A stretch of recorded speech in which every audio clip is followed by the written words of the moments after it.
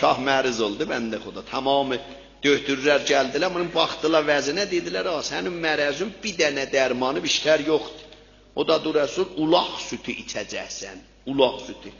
Dedilər, ulaq aradan da o ki, ulaq ki, təzə doğubdu, bir balası ilə gətirin. Ağa bir ulaq tapdılar, balaca qoduğunla bunları cəlalinə varid elədilər qəsrə. Ağa bunu kim sağsın? Şahın sütünə zəhrimar qatarlar, şahı öldürür, terör elərlər.